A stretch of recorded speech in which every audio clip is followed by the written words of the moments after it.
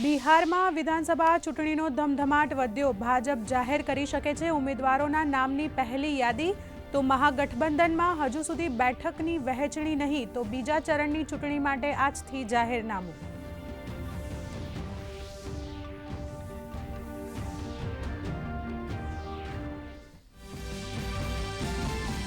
દેશના સૌથી મોટા છાત્ર ઇનોવેશન મિશન વિકસિત ભારત બિલ્ડથોન 2025નો આજથી થશે પ્રારંભ।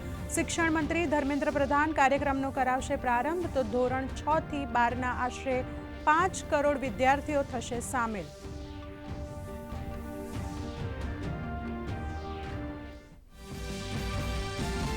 આઈઆરસીટીસી અને લેન્ડ ફોર જોબ કૌભાંડ મુદ્દે લાલુ પ્રસાદ, રાબડી દેવી અને તેજસ્વી યાદવ કોર્ટમાં થશે રજૂ। દિલ્હીની રાઉઝ એવન્યુ કોર્ટે આરોપ નક્કી કરવા અંગે લેશે નિર્ણય।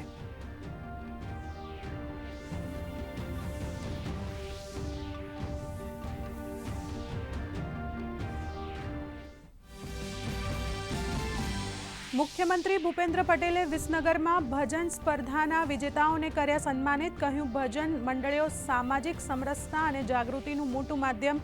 સ્વચ્છતા, અન્નનો આધાર, મોબાઈલના અતિરેક અંગેનો ભજનો થયા છે રજૂ।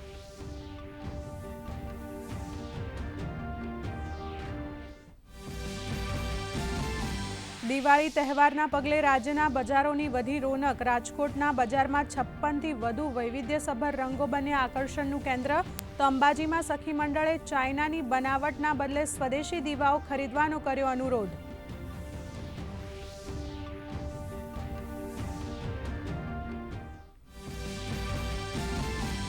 મિસ્રના શર્મ અલ શેખમાં આજથી ગાઝા શાંતિ સંમેલન। 20 દેશોના નેતાઓ થશે સામેલ। ડોનાલ્ડ ટ્રમ્પ અને મિસ્રના રાષ્ટ્રપતિ કરશે સહ અધ્યક્ષતા। વિદેશ રાજ્યમંત્રી કીર્તિવર્ધન સિંહ ભારતનું કરી રહ્યા છે પ્રતિનિધિત્વ।